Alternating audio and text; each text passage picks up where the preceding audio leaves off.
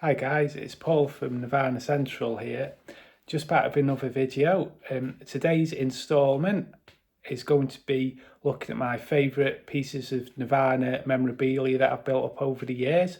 Just thought it might be quite interesting for people to get a bit more of a sort of personal insight into me and what I like as a Nirvana fan, and might just be a little bit of a break from the usual sort of stuff I do. So without any further ado, let's crack on. Okay, so my first piece of memorabilia that I really like is this one. I don't know if you can see it there. It's the, try and hold it straight, the Smells Like Teen Spirit CD single. So I think this is probably, I didn't pick it up at the time because I didn't actually, due to sort of my age, when this came out and Nevermind came out, I was probably only about 11 or 12. So I was just getting into music, just started to find the bands I liked. So I didn't actually properly get into Nirvana until probably more around when In Utero come out. But I picked this up at a later date, being a big fan. And I guess I really like this. Just because obviously it's one of their most iconic songs, probably the biggest hit still, I would say. So it's always nice to have that sort of iconic single in your collection.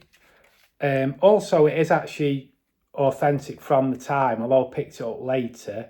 I picked it up second hand from somewhere. I don't know if it's on eBay or it might have even been I had it off a friend who'd picked it up, or that brother, or I don't know, but it's not a reissue anyway. It's definitely authentic from the time. I really like the artwork on this, especially the cover, how the faces are all blurred out, so it's not your classic sort of rock shot where it's all like really professional and well lit and sort of, I don't know, Van Halen or Guns N' Roses style. I just like how it's just different with the faces being blurred, and it sort of gives you, again, a good idea of that Nirvana are a bit of a different band who did things differently. As well as that, I also really like the cover, the image on the inside of the cover, rather.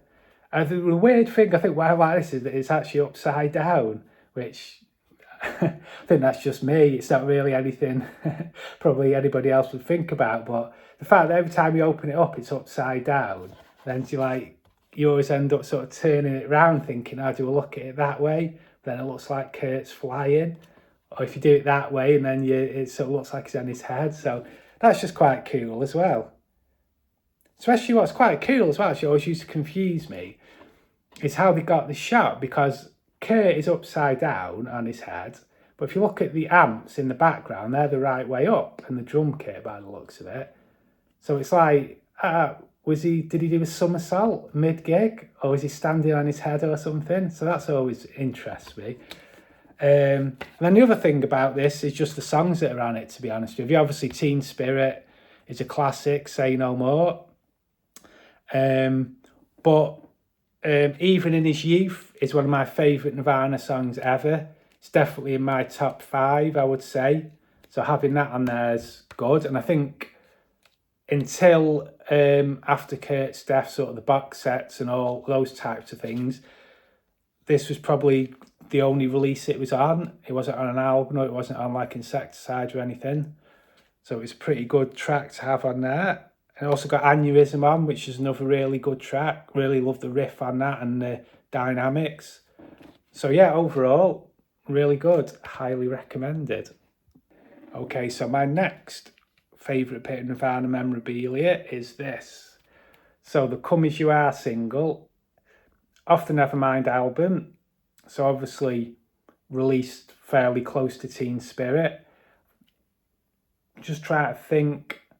I think I could be wrong, so feel free to correct me in the comments, but Teen Spirit was the lead single off Nevermind.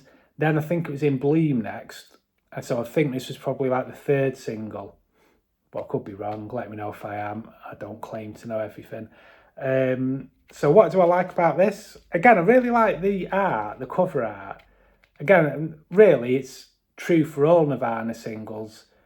The art and the images they used and the colours were always really interesting and really different, and helped all their singles and albums and things stand out, and this is no exception. I really like how it's got like the band name in yellow and how that contrasts with the purple and the black, and then the single name in white. I just think it really looks pretty cool. And then really, as with Teen Spirit, it's just the songs that are on this. Obviously, Come As You Are is a really great song, something a bit different compared to a lot of what's on Nevermind, or a lot of what obviously Nirvana produced, especially with that chorusy effect on the main riff. But it's just a classic song. Really like the energy on it. And then it's got School on there as well, which is, again, another of my all-time favourite Nirvana songs. Probably up there in the top 10, I would say. Definitely, I would say my favourite track off Bleach. And always a good one live. And the live version on this single is really good. So that's another thing that makes it one of my favourites.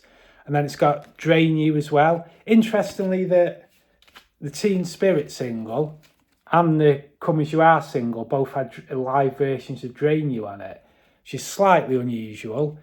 Bands wouldn't really normally have basically the same song on different releases from the same album. I don't know if they were just running short of B-sides or something, but that's quite interesting. But I don't really mind, because Drain You, another one of my all-time favourites. Absolutely love that song. So to have a version of that on there is pretty cool as well. So that's it, really. Okay, so now we're going to change tack slightly. It's still my next piece of memorabilia that I love, that I still get out and play a lot.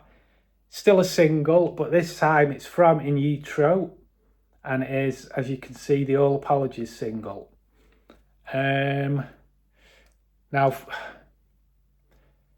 I don't think this was the first Nirvana. I think Heart Shaped Box came out first, and I have got that, and I would talk through that and show it you.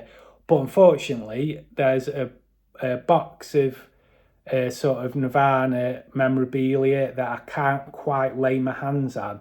We moved house not too long ago, and I think it must be buried in the loft or in the shed or something. So I don't think this was the first Nirvana single I ever bought, but I'm pretty sure it's probably the second. So it's quite early on in my sort of Nirvana journey, and me collecting the memorabilia and picking up Nirvana things. I just really love this one. Again, very similar to what I've said with the other ones, really. The artwork is really eye-catching, really striking. I think that's a seahorse on there. Quite interesting that obviously it's another animal, a bit like, obviously, there was, I guess, creatures and Come As You Are. And obviously we know Kurt, the sort of medical and baby and animal imagery he was quite into, so it's quite interesting that this single uses that again. I like the colours again, especially the way the yellow stands out against the red. And then, yeah, just like the actual CD is pretty cool on this, if you can see that, with the seahorses on it as well. That's really good. So that's another thing I like about it. Makes it quite funky. And I just think this is it's only 3 tracks. Don't know if you can see them there. So it's All Apologies. I can't actually say the other one out loud because you two get very angry, so we'll call it Rap Me. And then there's MV on there, which I do know what that stands for, but again, YouTube will probably get very angry if I say, look it up online if you want to know. It's not hard to find. But all 3 of those songs I absolutely love. I think it makes it a very strong single, that all 3 are so good. Obviously, All Apologies and Rap Me need no introduction. Both on In Utero. Both amazing songs for their own reasons. you know, wrapped me for the riff and obviously the message, how powerful that is. All apologies again for that really melodic, catchy main riff, and the way it kicks into the chorus and Kurt's vocals on it. And MV, if you've not heard it, well worth checking out. It's almost like an old school Bleach type track, I would say. But yeah, it's just great fun, very noisy, big riff, lots of shouting. So yeah, really good track, that one. Okay guys, so the journey continues. We've got a couple more pieces of memorabilia that I like, that I could actually find, like I say, that isn't hiding away in a box somewhere laughing at me. So this is Lithium. So again, we're going back to Nevermind here, another Nevermind release. So very interesting artwork again, considering that what the song appears to be about. The artwork in a way doesn't really tie up, but then it's almost got that, the main figure's almost got that sort of medical in utero type feel, which, as I say, we know Kurt was big into all that kind of imagery. So I guess it makes sense he used it when he was, I guess he's come up with the idea for the artwork, or I don't know if it's his actual artwork, but and then very interesting artwork on the back as well. Again, sort of that sort of body, sort of almost like medically death imagery, especially with all the flowers underneath, almost like a bit funeral-y type look. Quite similar to the heart-shaped box cover in a way. I know that doesn't have a body on, but with all the flowers and things and the colours. So again, quite striking artwork. It's quite interesting actually with this one. It's actually got the lyrics printed on the inside cover, if you can see there. Now, never noticed that on any of the other Nirvana singles I've got, or even any other singles in general. You don't tend to see that a lot. It's quite interesting. I can't imagine that the band wanted to do that. I wonder if that was a record company thing to help it sell. And then I like this one really, again, as with the All Apologies single. Very strong track listing on this one. So this has got 4 tracks. Obviously Lithium, which again, one of Nirvana's biggest hits. It's really nice vocal melody, and I really like how the song is structured and arranged so that the sort of the riff, if you like, in the verse are the same as the chords in the chorus. He just goes on to chords in the chorus, and obviously it all kicks in, so that's quite interesting. The other ones, so got Being a Sun on there, live version, that's pretty cool, pretty fun. The third track is, I don't really know how you say that, so I'm going to say it. Don't laugh too much if I've got it totally wrong, and feel free to correct me. But I think it's Curmudgeon, maybe, but who knows. Really love that one. Again, almost like a Bleach style track, but great main riff. Actually, I think it's got a flanger on that main riff, which is probably one of the only times you ever used a flanger, I would say. Okay, don't remember hearing it too much on a lot of other things, unless you used it a lot live, because I never saw them live. But brilliant main riff, very noisy again. Just got a great feel to it. Really like that one. D7's a good one.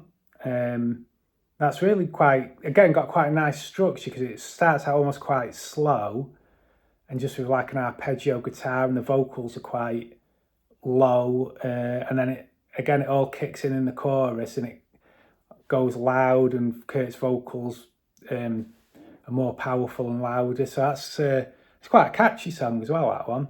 So yeah, Lithium's another one, really good.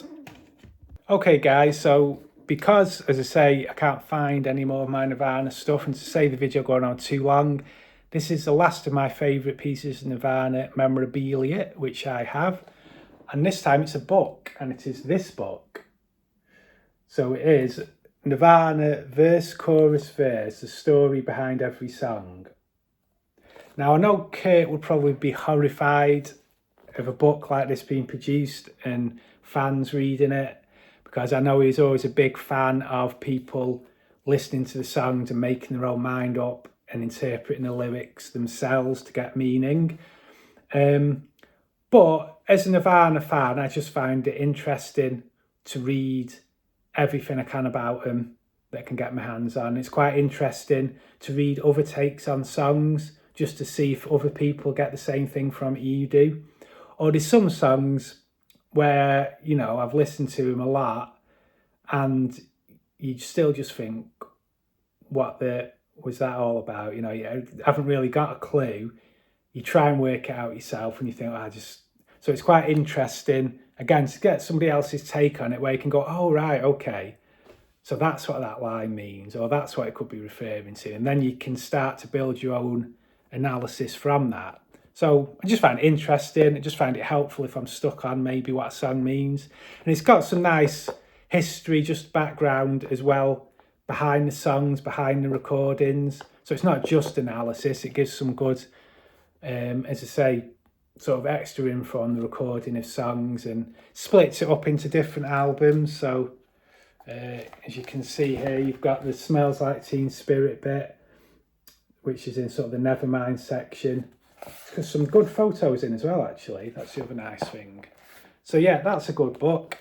Obviously, I'm well aware that this isn't one of the definitive books on Nirvana. I do have Heavier Than Heaven somewhere, but I can't find it, sorry. And I would have probably shown that instead, to be fair. I have got Come As You Are somewhere. That's a really good book, and I probably would have shown that instead, or as well, but I can't find that either. But this is good. But if it is Nirvana books you are wanting, I would say Heavier Than Heaven, Come As You are the two I would go to first. Oh, also Journals. And I had it, and I don't know if somebody borrowed it and I never got it back, so I haven't got it at the minute, but I did have it. Journals is really good. Not in it doesn't tell the story of the band. It literally is Kurt Cobain's journals sort of collected, or one of them that they published. So it's just literally his journals, his thoughts, his ramblings. But it's just really interesting. So that's worth picking up as well. So there you go. Okay guys, so that's the end of the video. I don't want to go on too long. I hope you've enjoyed it. Obviously, drop me in the comments what Nirvana memorabilia you have, what your favourite pieces are, or what you think about the ones I've shown today. Please remember to subscribe as well, because it really helps me out and means more people, more Nirvana fans can see what I'm doing. See you later. Bye.